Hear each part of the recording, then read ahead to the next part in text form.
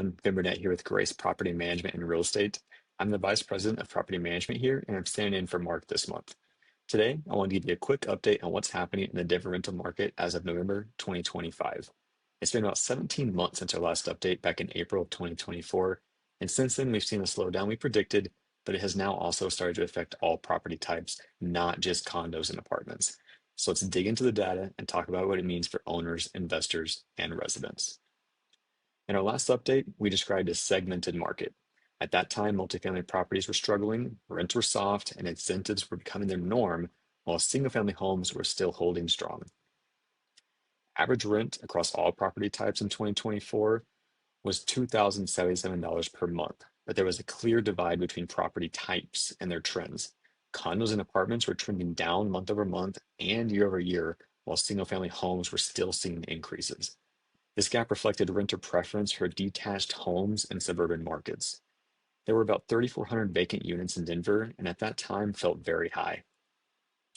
Fast forward to today, and we're seeing softness across all property types.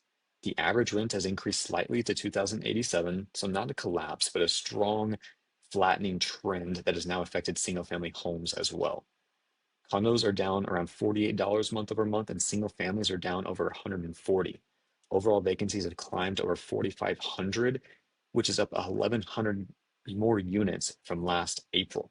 This tells us that even well-located homes that used to lease quickly are now taking longer to fill, and owners are having to be appropriately aggressive in pricing.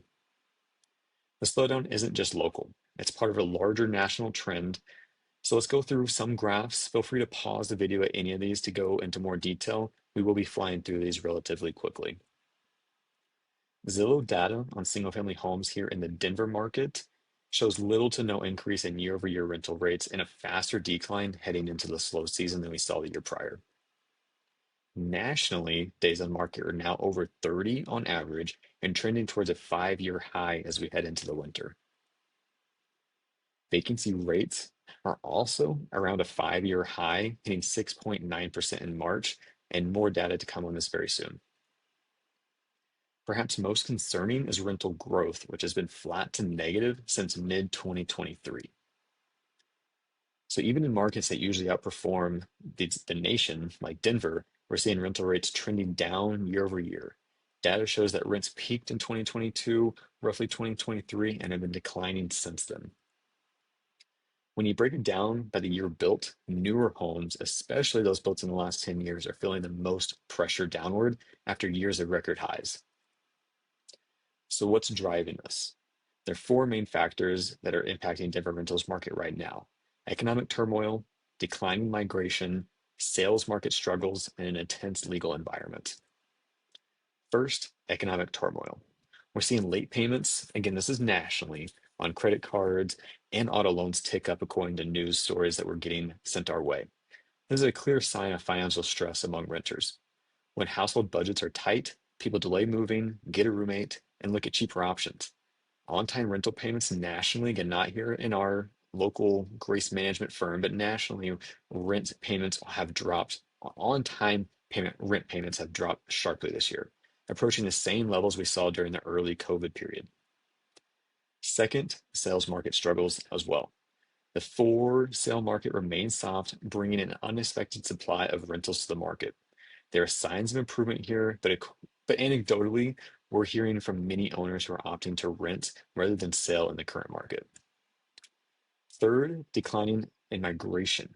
Fewer people are moving to Colorado compared to previous years. That reduced flow means less demand for rentals. Colorado has been trending down since 2020, and some analysts are even predicting it could go negative next year. Finally, the tough legal environment. Colorado has continued to pass major housing and landlord-tenant legislation. 4 straight years of heavy activity, and the added compliance risk is making some investors think twice about adding more rental properties. Legislation continues to evolve for this past session, again focusing on housing and land regulation, and even more expected to come in the next coming years.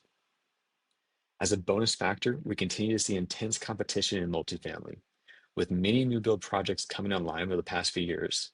This has slowed down in 2025 and is not a primary driver for most segments. The large apartment communities continue to offer big rent specials to fill their buildings. This is pulling away from the smaller landlords that just cannot compete. All of these pressures combine to create a slower market for all. So what does this mean if you're a rental property owner in the Denver area? The big takeaway is it's still fundamentally a healthy market. Vacancy isn't exploding, but it's more balanced than we've seen in many years. Pricing strategically and responding quickly to market feedback will be key.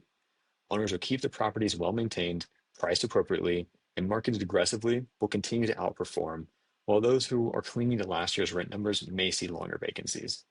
At Grace Management, our focus remains on helping owners navigate these shifts, setting realistic expectations, and protecting your investment. If you're already a client, don't worry. We're tracking these changes and making adjustments every day. If you're not a client yet, but you own rental property in Colorado, we'd love to be a resource for you. Thanks for watching, and we'll see you in the next update.